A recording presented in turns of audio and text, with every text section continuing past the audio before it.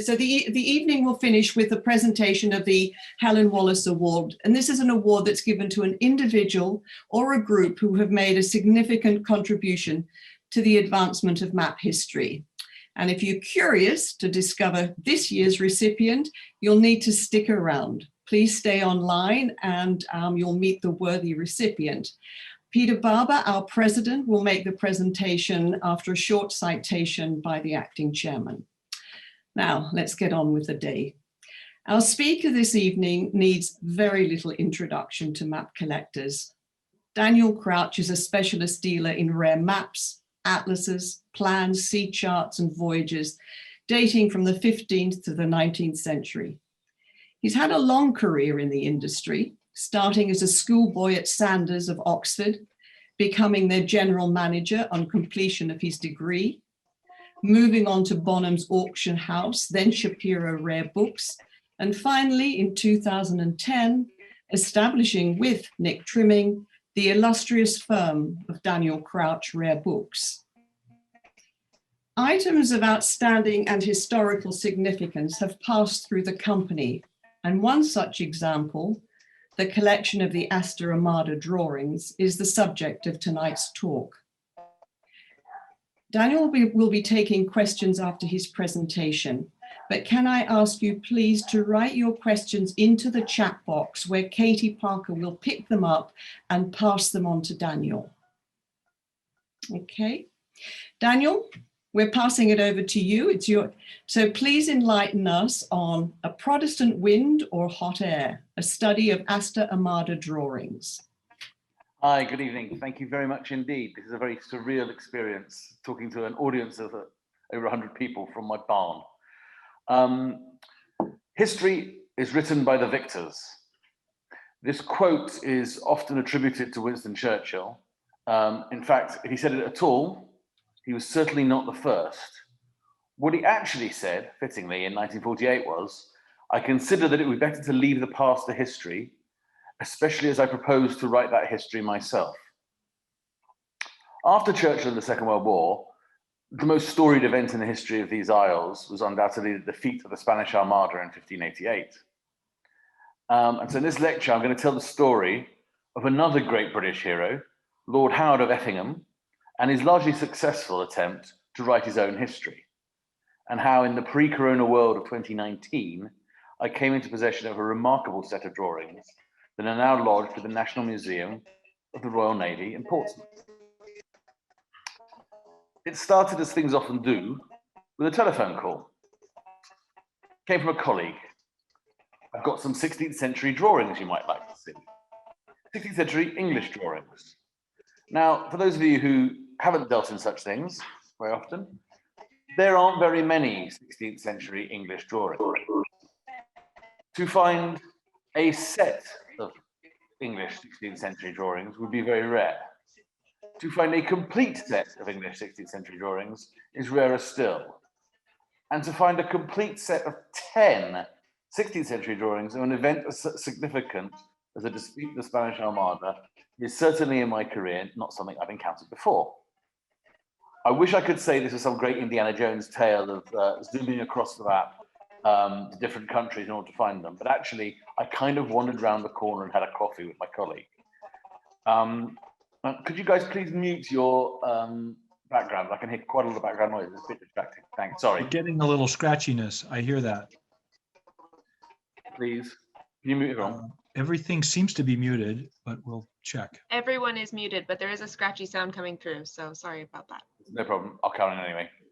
So much to my surprise, when I saw these drawings, which I was expecting to be copies of something earlier, and copies of something important, I discovered that they were definitely contemporary with the Spanish Armada.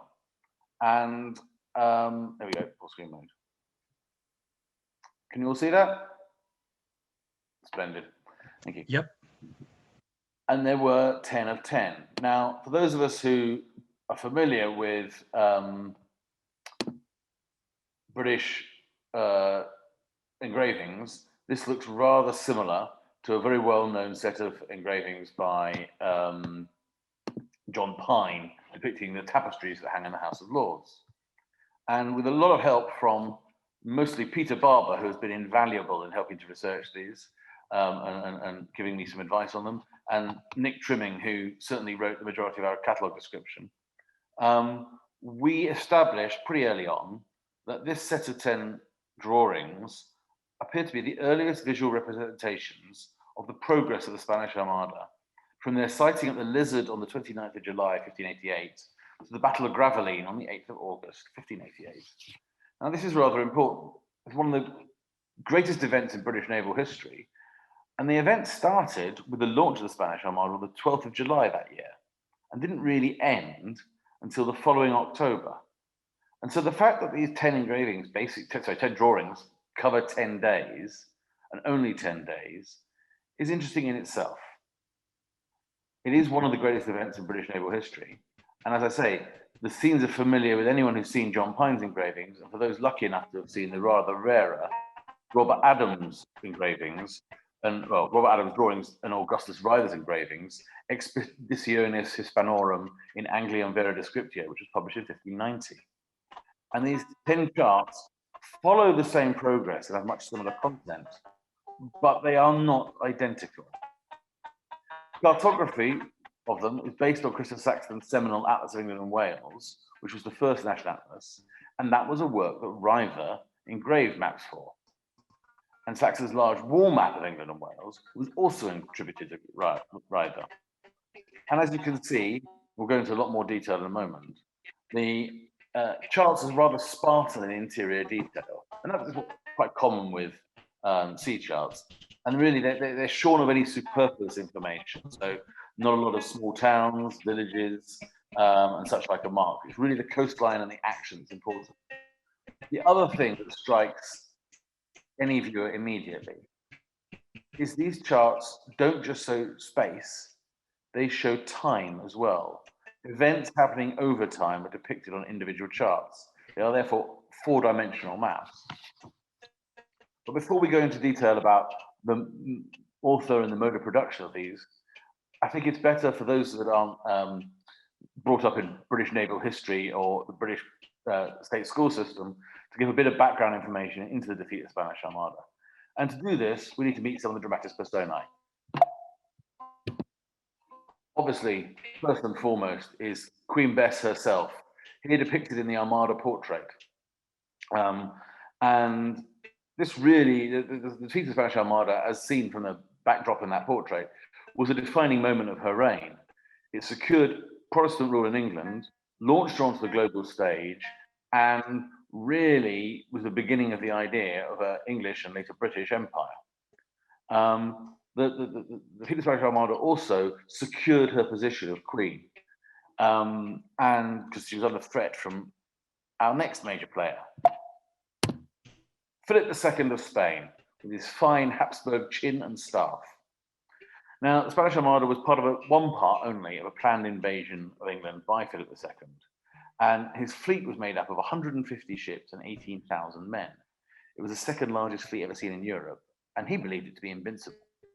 And the plan was that the Armada was to meet up with the Duke of Parma's forces in the Low Countries as part of a two-stage invasion of England. Now, years of political differences had led up to this conflict. And really, Spain saw not only the Protestant England as a religious competitor, but also a competitor in trade and expansion in the New World and the Americas. Spain's empire was coveted, and they'd already suffered from depredations from Sir Francis Drake and Walter Raleigh, who failed to establish the colony of Roanoke in North America. And Drake had already preempted the arrival of the Armada by burning 20 of the initial gathered ships in the port of Cadiz in 1587. Plans for the invasion, however, soon accelerated. And the real turning point was the execution of Mary, Queen of Scots, Philip's ally, and really it was the final straw of the religious tensions that have been building ever since the schism. And in 1588, he intended to sail with a navy and army and 30,000 men up the English Channel, using the forces, as I say, from the Duke of Parma and from the Armada. Now, the commander of the Armada was Duke Merida de Senonia, Now, he's not the first choice to lead the attack. The original commander was his Philip II's commander-in-chief, Admiral Don Alvaro de Bazan, who was the Marquis of Santa Cruz. But he died suddenly in January of 1588. And so Medina Sidonia was brought in at the last minute to take his place. And he set about the enterprise with a little bit of reluctance because he was very wary and knowledgeable of previous English attacks on Spanish ships and was worried about their ability to take on the British Navy.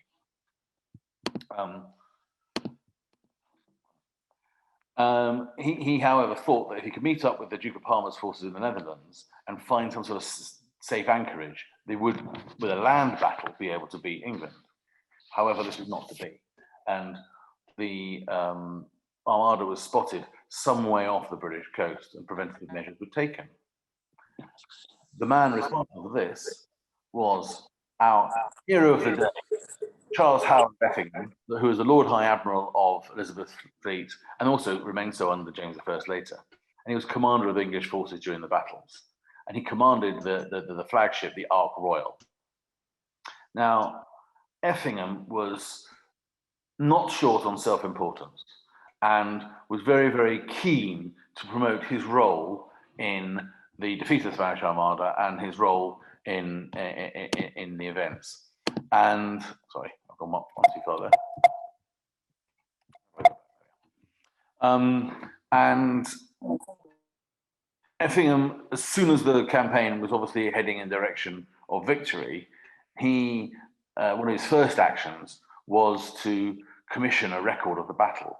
And this, 3 copies were made of most documents in those days. And the resultant manuscript is still preserved today in the British Library in the Cotton Collection. This manuscript would, and this becomes very important to our story, be translated into Italian by Florentine Petruccio Ubaldi in 1588 as well. And not content with having just a written record, Effingham was very quick to publish, very quick to commission a series of tapestries by Frans Spearings, a very famous Dutch tapestry weaver, following drawings or paintings by Cornelius Vroom, who was a naval artist. And these were made at enormous expense. I think I paid about £1,500 in 1588, and ended up not donating them to the crown, but selling them to James I for £1,628 in 1616.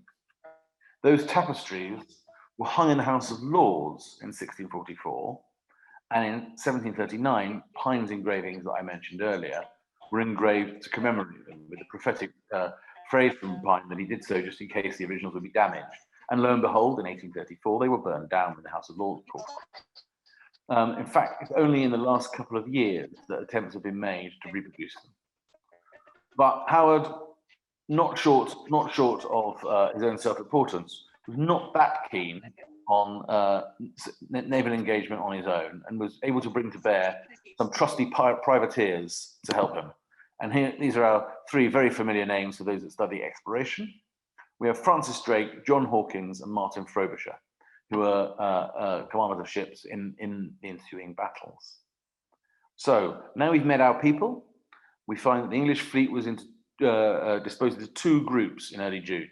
About 90 ships under Howard and Drake were at Plymouth, and then Seymour and about 30 ships were stationed in the Downs. Those in Plymouth were instructed to intercept the Armada, while those in the South Downs were there to prevent the invasion from the Duke of Parma in the Low Countries.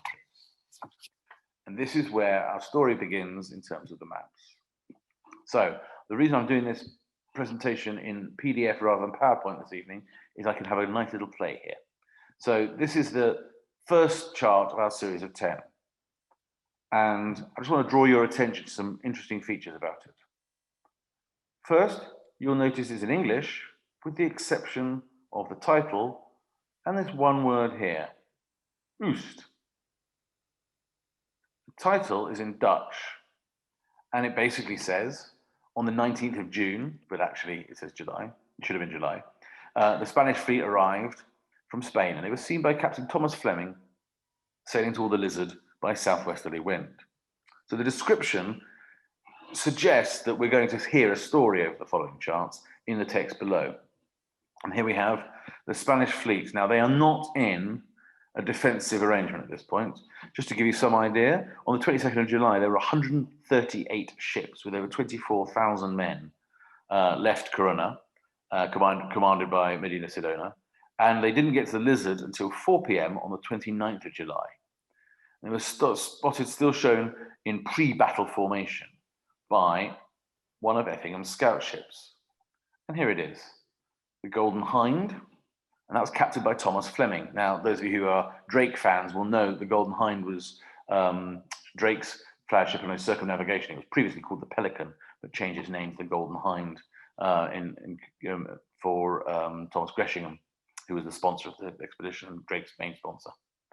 The track of a hind is marked by a dotted line coming out of Plymouth, when she goes back to Plymouth, rather, and you can see her setting off her warning signal. Another track, this time emanating from the Spanish ships, is a Spanish Zabra, which captures an English fishing boat here off of Dobman Point. A scouting Zabra would return to Medina Sidonia around midnight with 4 former fishermen and direct intelligence of the English fleet. And he learned that his adversaries were commanded by Howard and, rather alarmingly for Medina Sidonia, Drake.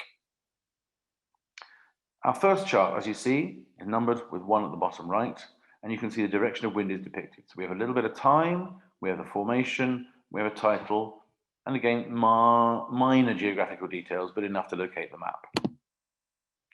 On chart 2, which is the scene of the first engagement. So Howard and Drake managed to set to sea with 54 vessels. And by 3 p.m. on the 30th of July, they'd reached Eddystone Rock and were in sight of the Armada. The Armada was then put into battle formation. Now, its original sailing formation was some 7 miles across. The Levant Squadron and the galleasses of Hugo de Moncada were placed in the vanguard, and Medina Sidonia commanding the main body here in the middle. The Andalusian Squadron and the Guipuscoan Squadron being disposed on either wing. The hulks, which were meant to carry the troops over from the Low Countries, were put in the center, and a rear guard was established under Juan Martinez de Recalde. However, the wind changed. You see our little windrows down here on the bottom right, on the 31st of July, and that enabled the English fleet to sail out on this tacking course to come astern of the Armada. And a further 11 ships, and one of the details I absolutely love about this is you can, every detail on these recorded very finely. So 1, 2, 3, 4, 5, 6, 7, 8, 9, 10, 11 ships. And the 11 ships were late leaving Plymouth Sound. The first shots of the campaign were probably fired when the ships tacked inshore of the Armada. The chart shows the English fleet leaving Plymouth and the main body attacking south, track marked by the dotted line, with the 11 ships to the shore of the Armada on their zigzag path. And you can see here an English ship racing out in front of the others, and that's the Pinnace Disdain, firing the opening shot of the engagement. Chart 3, zoom that back down a bit. That shows the skirmish off Plymouth, which was depicted on the left of the map. And that lasted about 4 hours, with Howard's Ark Royal attack the Rata, depicted here on the Armada's left flank. So it's up there. While Drake the Revenge and Hawkins the Victory and Frobisher in the Triumph attacked the rear guard. That's our famous pirates at the bottom. The only ship that stayed to fight them was the Recalde's San Juan de Portugal, which withstood their attack for over an hour.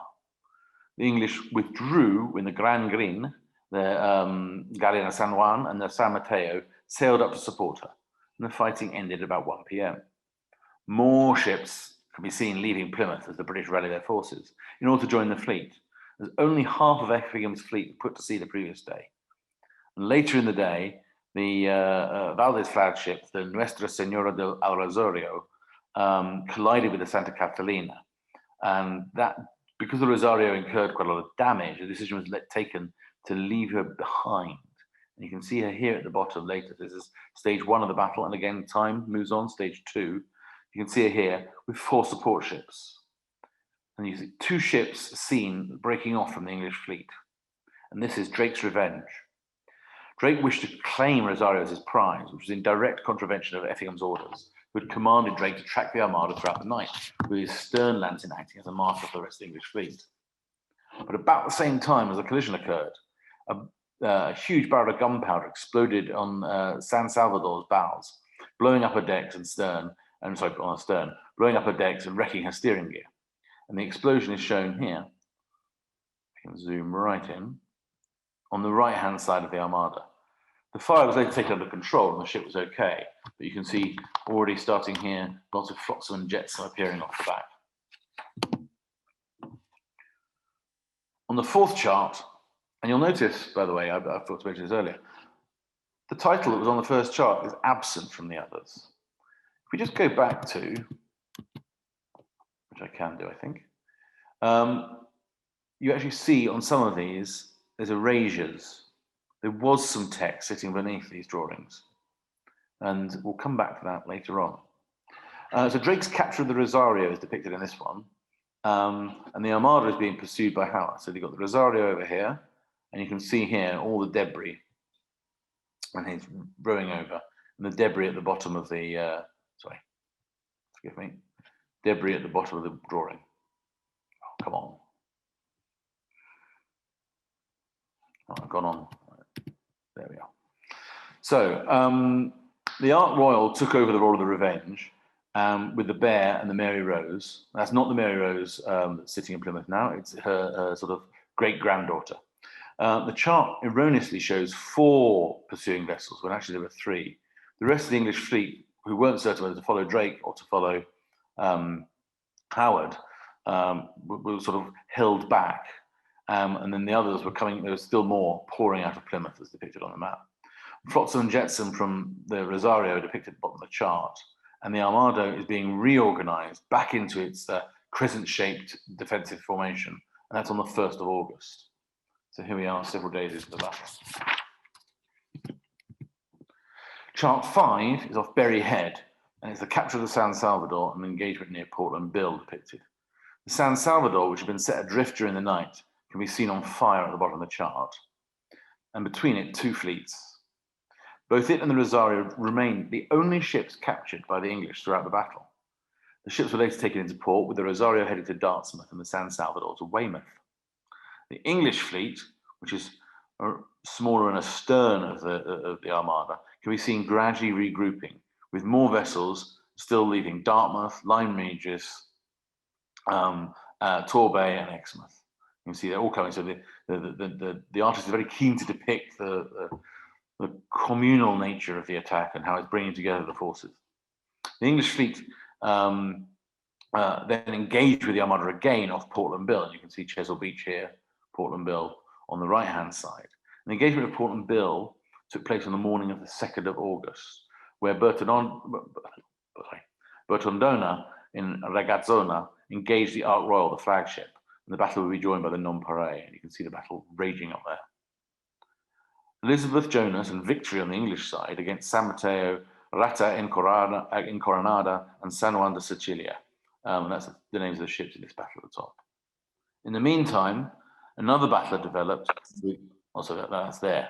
The other battle developed up at the top here, with the Triumph, the Merchant Royal, Centurion, Margaret, John, Mary Rose, and the Golden Lion, which had become separated from the main English fleet and were engaged by the northerly flank of the Spanish galleasses.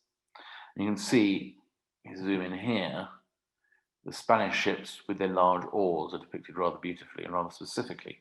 That does not appear on the engraved charts as far as I'm aware. Later on, both the Ark Royal and Medina Sidonius's San Martin would join in with the fight, with the San Martin, which is here, and there's the Ark Royal, coming under heavy fire for about an hour. Although it was exchanged, there was very little damage done to any of the ships. You can see full engagement along the line of the fleet there. And again, little feature, timing is shown. You've got 2 different wind directions showing here. The wind direction favouring the Spanish for the engagement of Portland Bill, and favouring the English when we're south of Torbay. On chart 6, the engagement of the fleets between Portland Bill and the Isle of Wight. And this shows a continuation of the engagement with 2 English ships coming to the aid of the ships led by the Triumph in that engagement we discussed earlier. So these are 2 English ships coming to assist. And a small group of vessels here attack the Spanish right flank. And again, we can see the wind favoring their approach. On the 3rd of August, which is the second half of the map, you can see the fleets off the south coast of the Isle of Wight. And in the morning, the English attacked one of the big hulks, the Grand Griffin, which was left exposed, causing serious damage. However, English sources do not mention the action, and it's not depicted on the chart.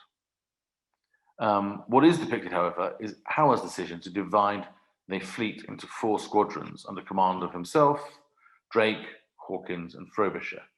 Now, this is very interesting, and we'll come back again to this later on. It is English agency that is depicted on these charts. These are English events that are happening, and it's the story of the English engagement that's depicted on these charts. On the 7th is the famous Battle off the Isle of Wight, which took place on Thursday, the 4th of August. And the skirmishes continue with the stragglers from the Armada attempting the English to engage. And the calm seas are hampered by Howard's efforts, and he had to engage rowing boats. And this is one of my favorite bits in the whole thing. And you can see the rowing boats pulling the ships with no sails up towards the Spanish Armada. And both the Ark Royal and the Golden Lion were dragged by rowboats to do battle. As the day progressed, the wind rose slightly, and Frobisher's squadron went into action against the Spanish San Martin, which had become isolated. And although the San Martin sustained damage, the other Spanish ships came to her rescue. I think that's the scene depicted down here. To the bottom or seaward side of the Armada, Drake was tempted to force the Spanish fleet northwards. On too far again. Oh, dear. Sorry, why is that not going back? There we are. Yet again, Medina Sidonia was unable to bring the English into close quarters and decided to disengage and reform into his crescent formation. The engagement had yet again been undecisive, and once again, the only result was that both sides seemed to use up a lot of ammunition. Medina Sidonia sent to Parma, Duke of Parma, for fresh supplies, and Howard decided not to engage the enemy until he joined forces with Seymour and Sandwich. Come on to the 8th fleet.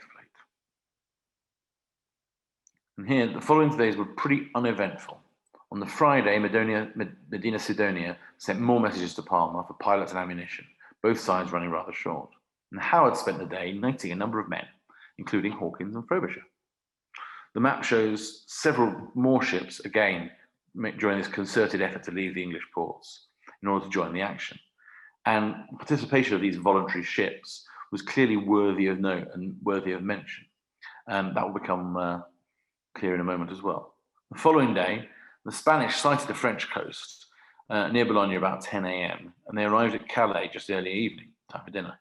And the decision was made to anchor there for the evening. Even though the anchorage was dangerous and quite exposed, the pilots feared that if they continued their course, it would prove impossible to rendezvous with the forces of the Duke of Parma, and should by that time, he should have been ready to sail from Dunkirk. The English, depicted here, anchored off the Calais cliffs and waits for Seymour, whose squadron here, let's zoom in on this bit, can be seen.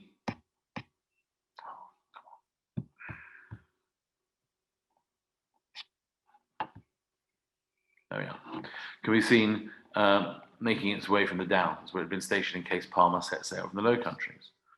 Howard sent for William Winter, commander of the Vanguard and Stevens squadron, to discuss the best way to deal with the Armada. And Winter, according to Howard, suggested the use of fire ships. Howard approved the idea and put it to council the following day.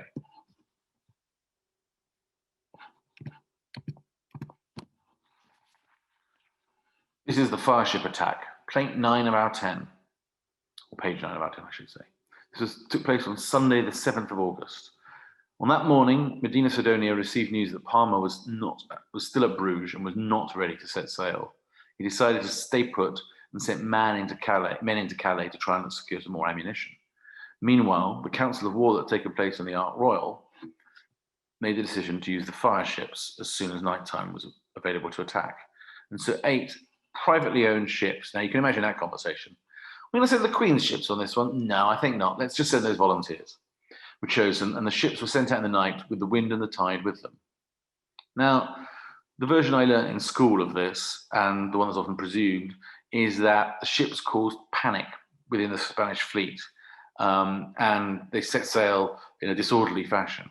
Actually, more recent sources seem to suggest that a relatively ordered dispersal took place, and Medina Sidonia sent orders to the whole fleet to get out of danger so that they weren't caught up anchored in short, close to each other and collided with each other with the fire ships coming in. And there was no little danger of collision, and they actually set off. However, in leaving Calais, they lost numerous anchors and cables. And given that the winds were quite strong at the time, and again, we can see our little windrows up here telling you the direction of the wind was sending them north, it meant that the Spanish were never able to get back towards the Netherlands to rendezvous with Parma's forces. This remained the greatest tactical move of the campaign. And the chart shows the 8 fire ships here, but does not show the dispersal of the Spanish fleet. In the final chart of our group, and this one suffered a little damage, as you can see, it was obviously exposed more than the others. We see dawn the following day, and that's depicted down here. We've got 2 time points. Medina Sidonia found himself exposed with only 4 other ships nearby. Sorry, Medina Sidonia is here, to provide cover. And it was this point that the English decided to attack the flagship. Meanwhile, San Lorenzo, the Gallia San Lorenzo, grounded on the Calais sandbanks. Oh, that's the one. So grounded on Calais sandbanks. That's Medina Sidonia. That's the grounded ship. And the engagement can be seen on the chart, with the San Lorenzo being attacked by small craft and several English rowboats. Again, zooming right in, we get lovely detail of that. The waters were too shallow for the larger ships, and so when Howard's rowboats got in, you can see here the cannons of Calais opened fire, and that drove the English off, and so they were not able to steal the ordnance and gunpowder on the ships, which was absolutely vital for any of their later engagements. They were running short on ammunition. To the right, there's a further 3 ships can be seen on fire and beached on the sandbanks near Dunkirk. To the north of this, later on, the battle rages in the top, with a lot of firepower being deployed, and the English pursuing the Spanish north. The chart shows at least 1 Spanish ship sinking. You can see that, and then 4 escaping up here, and heading towards the rather dangerous Flemish sandbanks. The main attack was actually led by Drake, not by Effingham, and he decided to engage the San Martin. The San Martin received heavy fire, with reports that it was hit over 200 times. Although it was damaged, it did allow the Armada time to recover its crescent shape, and you can see that beginning to form here. And the fighting continued to the early morning, when both fleets ran out of ammunition. Although no decisive blow was made by either side, the loss of life, especially on the Spanish side, must have been rather considerable. To the right of the main battle are those, probably the Marie Juan, which sunk in heavy seas with loss of its entire crew, and the San Felipe and San Mateo, and the Pinnace San Antonio, that's those 4 ships up here, which were so badly damaged that they failed to keep pace with the fleet and were driven ashore and later taken by the Dutch. Medina Sidonia still had ambitions to meet up with Parma, but the strong northwesterly, still depicted down here, was forcing him towards the Flemish sandbanks. And in order to avoid this, he decided to fly. This decision was fatal. And what's not depicted is what happens next. The wind direction changed from west-southwest and pushed the Armada away from the shore and towards the North Sea, thus ending any chance the Spanish had of rendezvousing with Parma and invading England. The Armada was now faced with a perilous journey of some 750 leagues around Scotland and Ireland in order to return to La Coruna.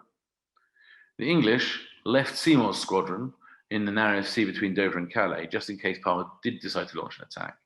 The remaining squadrons, though low on supply and munitions with exhausted crews, harried the Spanish for the next 4 days up the English coast, breaking off at the Firth of Forth, and one has to wonder why that's not depicted.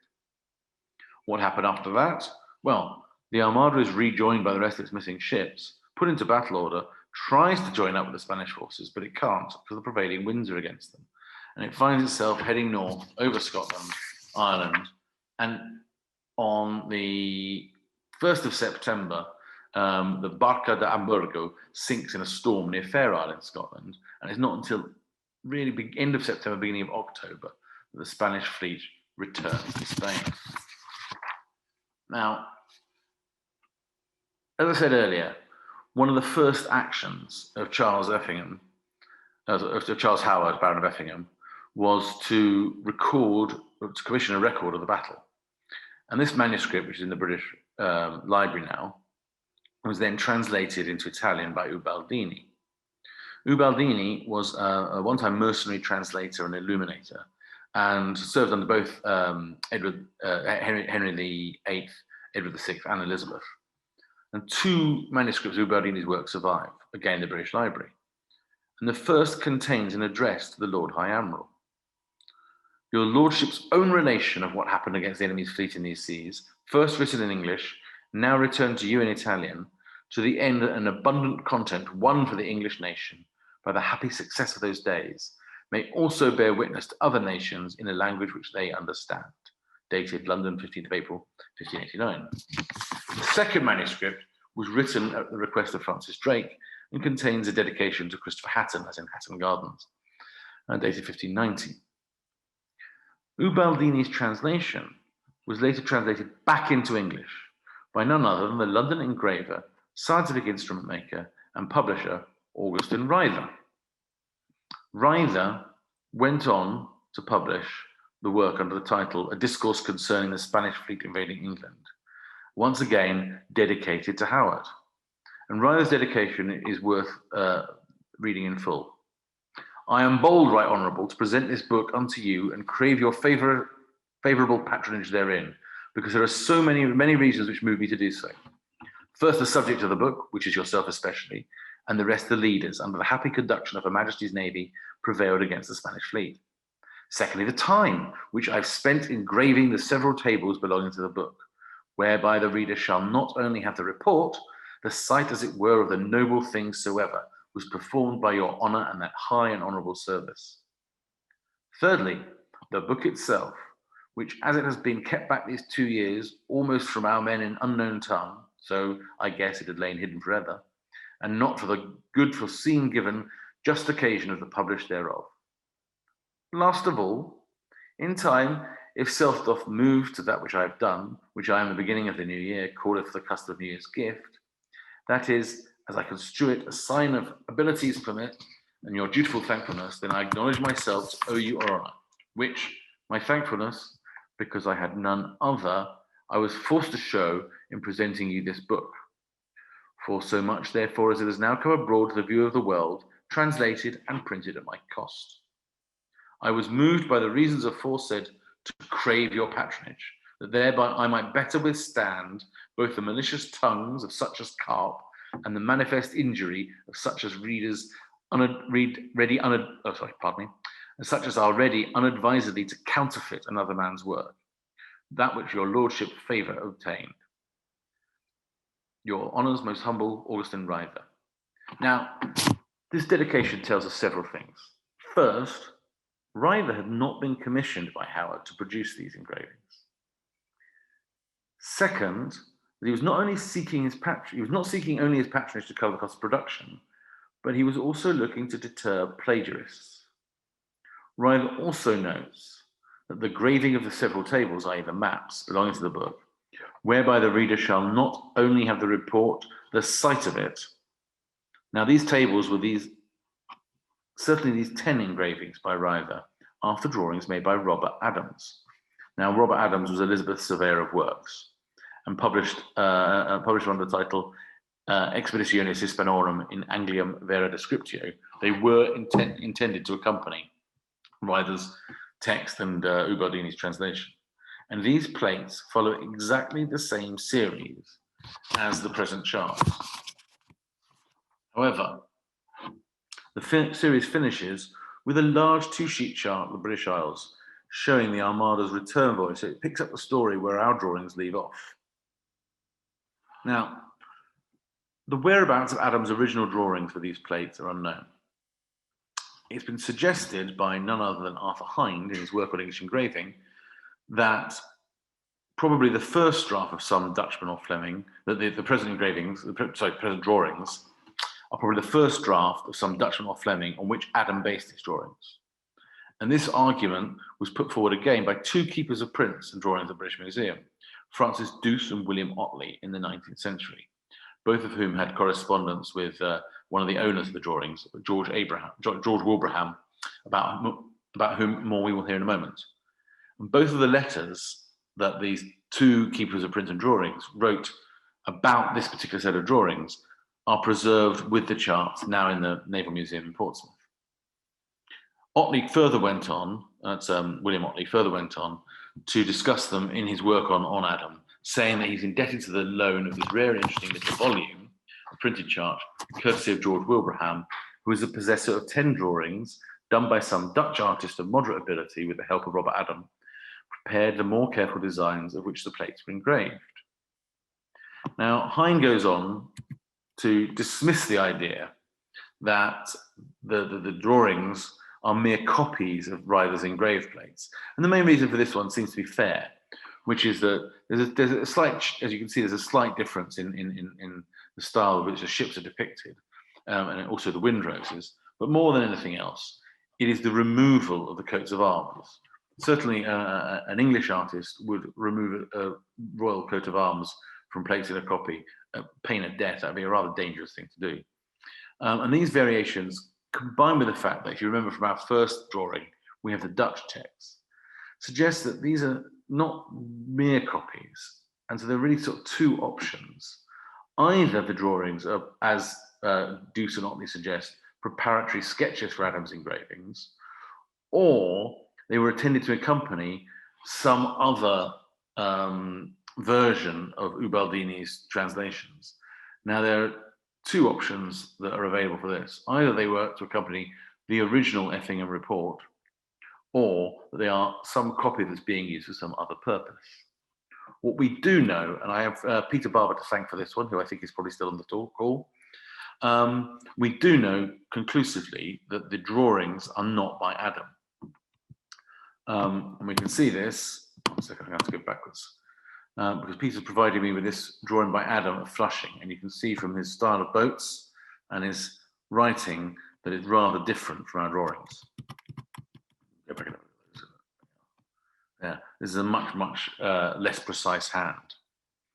And we also know that the Lost Armada drawings would be, you know, done by Adam, would be very similar in style to his drawing of Flushing. What we also know from the first one, the artist was Dutch. Now, by the end of the 16th century, the region, the Low Countries had taken a lead in the production of Sea Atlas's charts and pilots. And really, there were a lot of Dutch artists and Dutch engravers working in London at the time. When, although the situation improved post Armada, really with the Thames School starting in 1590, if you go back into the 1580s, you've got the likes of Hondius and Musa and various others working in London, Hogenberg working in London and producing books in both English and in Dutch. Now, Peter Barber points out that Diego Homem was able to get away with charging the Portuguese chart maker, charging over 100 gold ducats for one of his atlases, because there was just, to a British audience, because there was just no capacity within England to make these things. So really, there wasn't a great deal of photographic activity in the British Isles. And also we know that there was a certain amount of commission being done, especially by Effingham, who obviously employed Vroom to do the paintings for them. And so the possibility that the original charts were done by a Dutch, so the original charts done by a Dutchman does exist. But there's also another intriguing possibility, which is that these drawings are a version of Adam's drawings, or even the ones that accompanied Effingham, that were intended for a Dutch audience. And in fact, Ryder's rather plaintive letter to Effingham asking for his sponsorship for the charts suggests that there were people planning to plagiarize or produce counterfeit or produce alternative versions. of these. Going back to where we were in the story, I've got ahead of myself a little bit there. What's remarkable about these charts in particular is that we know so much about their provenance. I just want to talk a little bit about that now. So there are 3 bits of ephemera that accompany them.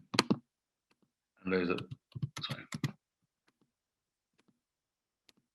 One, there's these auction house description, and then these 2 letters by Otley and Douce. And we know that George Wilbraham, who was born in 1757, a member of Parliament and a great bibliophile, wrote in 1728 to both Francis Douce and William Otley to ask about these drawings that he had. Now, it's not obvious how he came to possess the charts. However, it may be that they were in the family for some time. And his family is descended from Richard Wilbraham, who was the Common Sergeant of London in 1601, and his brother himself was also Sir Roger Wilbraham, who was Solicitor General to Ireland, both of whom would have been in a fair position to get hold of such material. However, the charts were not part of the 6-day book auction that occurred after George Wilbraham died on the 10th of June. I forgot the date now, which mostly contained continental books from his library. And those were instead inherited by George Wilbraham of Delamere Lodge. And the library was in turn passed to George's son, Richard Wilbraham, and his collection, when he died, was sold in 1898 at Sotheby's. Not only did the sale include the Armada drawings, and here is the description from the sale, it also included examples of the 1st, 2nd, and 4th Shakespeare folios. Now, as a bookseller, it's worth mentioning at this point, the 1st folio, Shakespeare, sold for £190 in this sale, and the set of drawings of the Armada sold for £30 to the London booksellers. J. Pearson & Co., who are based in Pall Mall, around the corner from me. 2 things worthy of note here. One is that the Shakespeare First Folio now sells for, give or take, 7 to 10 million pounds, whereas we didn't get anything like that for the Spanish Armada drawings. And the second thing to note is that the bookseller J. Pearson & Co. bought them for £30 and sold them for £90 shortly thereafter. Sadly, booksellers' margins are no longer quite so grand. The charts appear in Pearson's catalogue, which was published in about 1900, and we assume that they were bought at that time by one William Waldorf Astor. At the time, he was the richest man in America, but having got bored of life in America, he moved to England with a reputed $100 million fortune, and he bought Hever Castle, the birthplace of Anne Boleyn, Queen Henry VIII, and the mother of Elizabeth I. And between 1903 and 1908, he restored the castle, constructing the Astor Wing and developing the Lakes and Gardens. Whether he bought the drawings as a result of his purchase of Hever, or if the charts piqued his interest in the Tudor period, we don't know.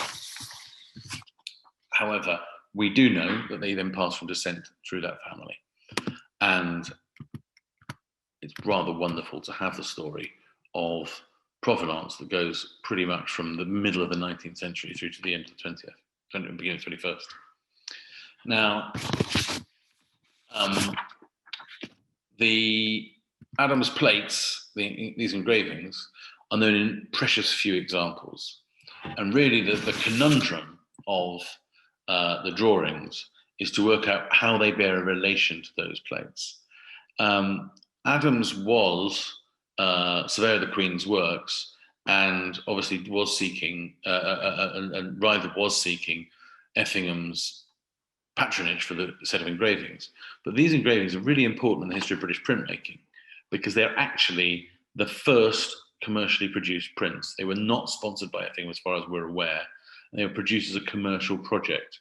And as we know from the excerpt from Ryther's pleading for patronage, he was concerned about an alternative production or a facsimile or a counterfeit set. And going with the Dutch text on these, it is entirely possible that one of the alternative sets of these was being produced for the Dutch market. And as we know, the Dutch were particularly keen on the Spanish Armada, not just as the salvation of Protestant Europe, but they genuinely, as a religious thing, believed that the defeat of the Armada was not the act of the bravery of the English, but was an act of God. And you can see here on a commemorative coin provided to me by Peter that you've got in 1588, you've got a family of praying Dutchmen. This is a Dutch coin, praying Dutchmen, and on the other side of the coin, a broken up Spanish galleon, suggesting that the role of the Protestant wind in the destruction of the Spanish galleon. Now, it may be, and this is something we will probably never know, it may be that the reason for the abandonment of any Dutch edition of the drawings, or that the Adam's concern about a counterfeit was that there was an attempt to produce an English point of view in the Netherlands to propagate Effingham's role in the defeat of the Spanish Armada, or it may be that the Dutch didn't buy into this argument, which was in these drawings, which is all about English agency. And as I said at the beginning of the talk, it's interesting that the 10 views show the 10 decisive moments of English agency. And actually the destruction of the Spanish fleet, which occurs off the coast of Scotland and Ireland, was not depicted in the drawings. And that in his rush to get the news out, Effingham is pushing his side of the, his role in the defeat. And it may be that what we've got here is a case of spin from Effingham to sell his role rather than a true history of the Armada, or it may be that it's a depiction of the English view of how the Armada was defeated that was not so popular in the Netherlands. So as I said at the beginning, history is written by the victors, and the fact that these drawings are the ones that survive and the engravings survive with that story has in itself a role in the history that we learn today. It's the survival of those that are kept that are written by the victors and are kept by the victors is how we have determined the story of the Armada. And so it's a very early case of spin doctrine. And if, like me, you get annoyed by hanging queries, who did first say history is written by the victors? If you must know, it was first said by a Frenchman in 1842, or perhaps an Italian in 1852. As with all these things, it's always rather confusing, and you have to rely on lots of different documents.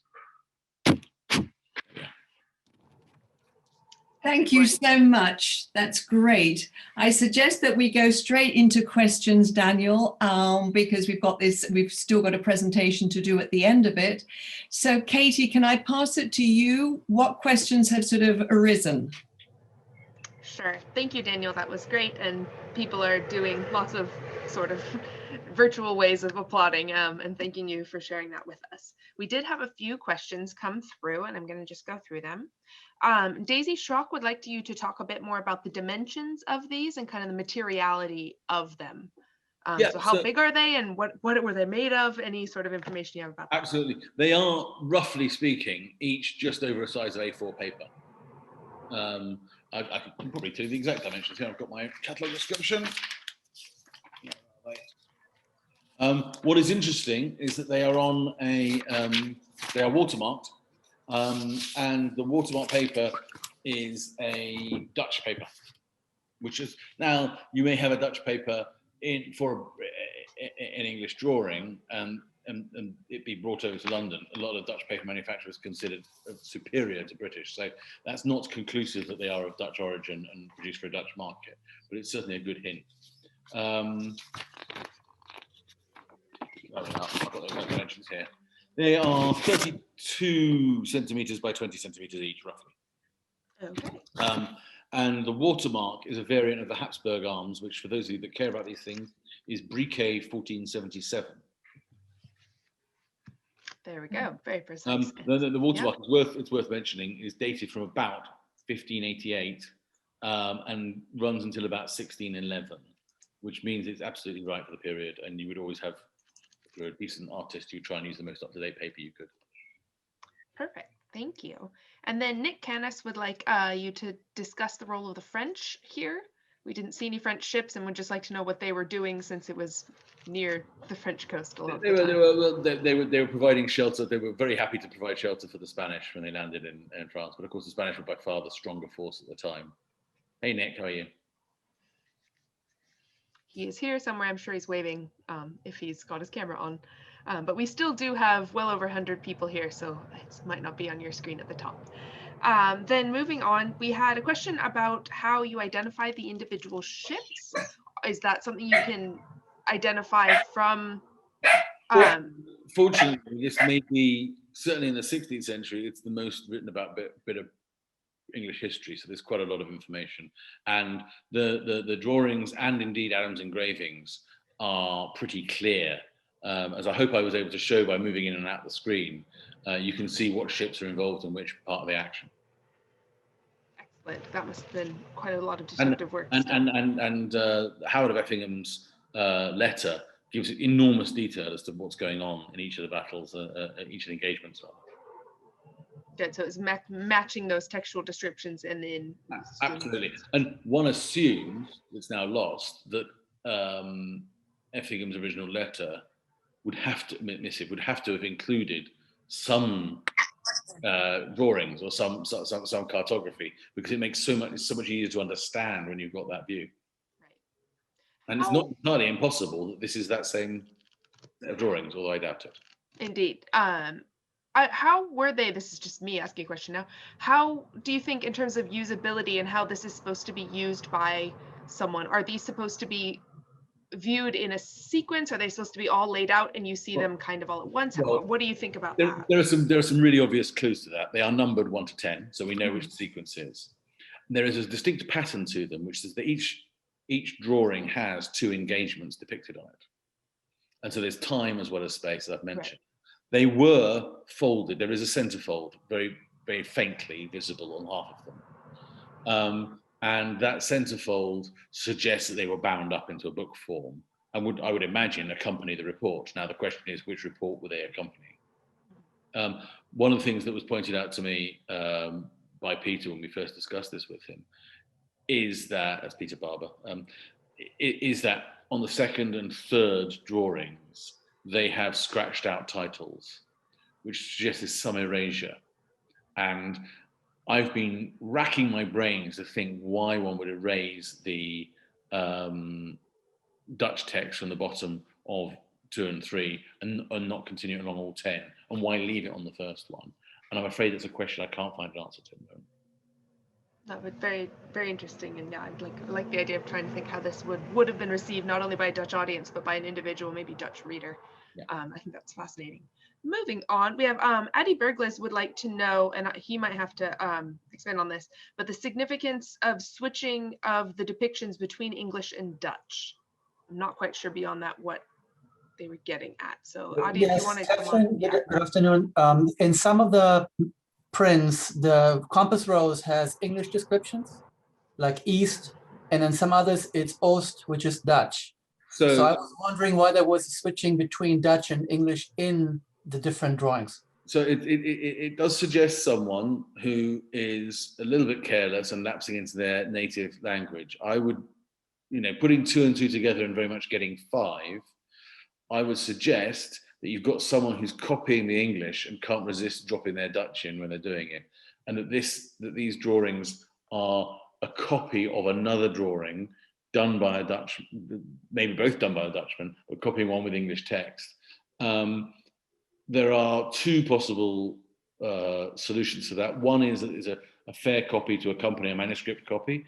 And the other one, which is rather tantalizing, is the idea that this is a pirate would be too strong a word, but a Dutch version of the drawings is meant for market in the Netherlands. And they're copying the English, but lapsing into Dutch because they're also writing the Dutch titles. But if you look, all the place names and the name of the fleets are always English and Spanish and in English rather than Dutch. It's just the odd compass rose. I think that's as likely an answer as we're going to get with that. So then Chinzia would like to know real quick, is there anywhere the name of the engraver just at all mentioned? Not the engraver, their drawings, no.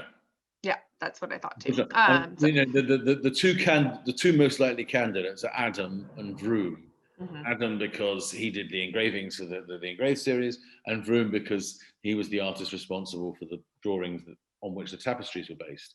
I can tell you with an enormous amount of certainty, I've looked into this so much, desperate to prove it was by one of them, and I cannot do so. It's definitely by neither. Perfect. Then John Quixley had a query that he might be able to explain a bit more clearly, but it's about the outlines of Cornwall. It might be from Mr. Quixley. Yeah, so if he wants to pop in. Hi, Daniel. Hi.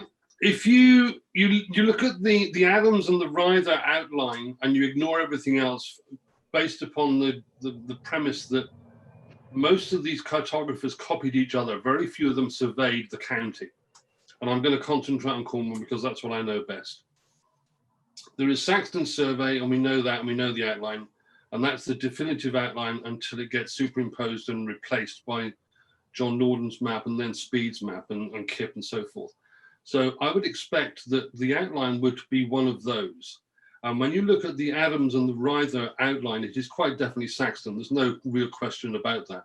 But when you look at this Armada map of yours and you try and superimpose an outline of that onto any of those maps, I can't reconcile it. No, It's distorted in all sorts of different directions. If you take the Wagoner of Cornwall and the Saxton and you make some kind of Frankenstein monster out of the two of them, you get something much closer. And I just wonder whether you've got a Dutch artist working to reconcile the two views, the Wagoner, which he trusts and loves because it's his local guy, and the Saxton, which is obviously what the Adams was on. I can't imagine it's done on a separate survey of Cornwall. I don't believe that was done. I'll go along with that one. The Wagoner or Debray might give you something along the lines, but even then, you've still got a fair amount of distortion. Which would be what you'd get with a copyist. But if a copyist is copying, they copy. They don't make it up. Well, they've got to slightly rescale this, so there's room for some distortion. But we still come back. I'll buy the idea of the copying if the copying is done and it's somehow reduced or it's squashed or it's done something else. But this is skewed, it's distorted, it's very bad. It's an extremely bad version of the outline of Cornwall that a 5-year-old could have done better. Okay. And I think you're right. I think the assumption that the original drawing is probably Dutch is probably correct. I think it's contemporaneous, though I do wonder whether the amount of historical tie-in that you've managed to build into each of the maps is rather too convenient. It's almost as if the maps are depicting the story that the story is depicting by the maps. It ties in far too tightly and far too well. Well, that's the role of the maps, is to tell the story as being told by Effingham, and this is the story we have all grown up learning. It is interesting that it only tells the story of English agency, and stops short of the Spanish really doing anything except reforming into their little half moon formation again and again.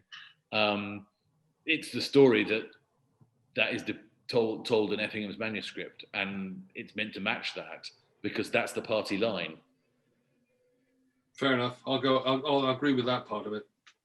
It's a very interesting piece of cartography that is off on left field from everything else that is in line with what you would have.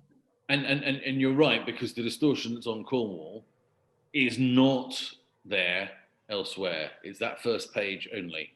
The others are pretty rough, but these are sea charts. They're not land maps. But yeah. And when you start dealing with the rest of the lower side of England and of France, the coastline presumably becomes a little bit more easy to manage, whereas Cornwall seems to have been notoriously difficult to reconcile in its early stages of cartography. Yeah, interesting. All right, thank you. There's been some discussion about why the Spanish Armada would want to invade England, but I'm going to leave that in the chat. And there are many books out there, should you be interested. And then I want to have one more question before we go on to the awarding of the prize. And that is again from Adi Bergles, and it's, is there a technical way to reveal the erased text, such as UV and or X-raying? Yes, I mean, we hope that the Royal Naval Museum will have some fun doing that. I've used a raking blue light, and we've had a nosy under infrared, and there's not a lot that you can see. It's been scratched out, so there's a few indentations. You can probably make out a few simple Dutch words if you're very clever. But there's room for some research on that. Excellent. And then just a final comment from Lucia Lovison is, can somebody write the name of the Italian translator of the Ubaldi? So if someone could just spell that in the chat. Ubaldini. Ubaldini. Ubaldini. There it is. All right. That is all the time we're going to have, all the time we have for questions. Can we thank Daniel again for such a wonderful talk? Yes, we can do any sort of applaud sort of things. And we really appreciate your time. Thank you so much, Daniel. Thank you very much indeed. Take care, everybody. Okay, thanks, Daniel. And let's move on to the next part of the evening, which is the Helen Wallace Award. And could I ask Valerie Newby to unmute yourself so that you can present the citation? Great. Done it. Well done. Good evening, everyone. Peter Barber, our president, and I are the organisers of the annual IMCoS Helen Wallace Award, which goes to an individual who, in our opinion, has been responsible for cartographic contributions of great merit and wide interest to map collectors worldwide.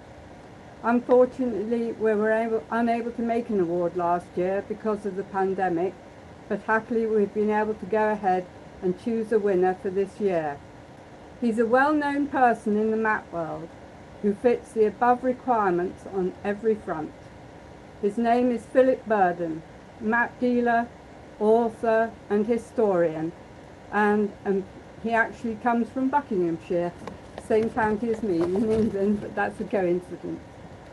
As there was no complete listing of maps of the whole of America, Philip thought he would attempt to put that right. At first, he doubted he could take on such a huge job, but with encouragement from Tony Campbell and others, and after several years of hard work, his first book, The Mapping of North America, a list of printed maps, 1511 to 1670, appeared in print.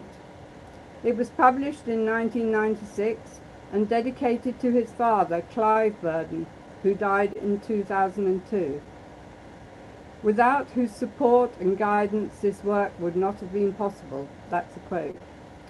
Part 2, covering maps from 1671 to 1700, followed and was published in 2007. This second volume is dedicated to his wife Julia and daughters Samantha and Stephanie. And there is now also the latest addenda, which can be seen on Philip's website.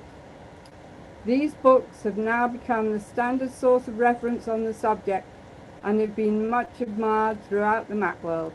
They represent 21 years of hard work and dedication, and Philip is to be congratulated for taking on such a demanding task. His company is called Clive A. Burden Limited, and he's based in Chalfont St Giles, Buckinghamshire, selling antique atlases, maps and prints of all parts of the world. Philip took it over after his father became ill in 1956. The firm has the largest collection of British county atlases in the world and specialises in this subject, another love of our winner, and who knows, this may well lead to yet another book.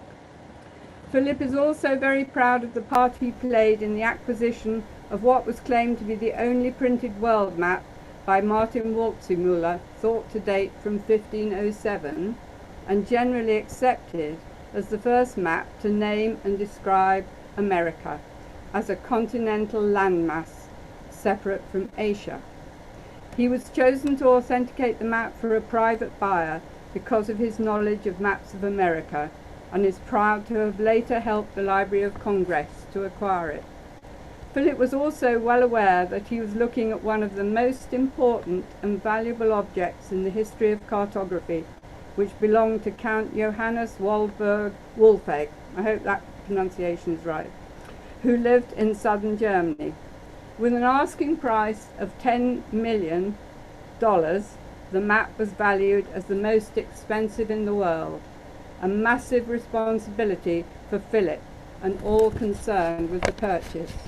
He is admired by fellow map dealers and academics, and we are happy to add the IMCoS award to his list of accolades. Jonathan Potter said, "I am very pleased that Philip has been deemed suitable for this award.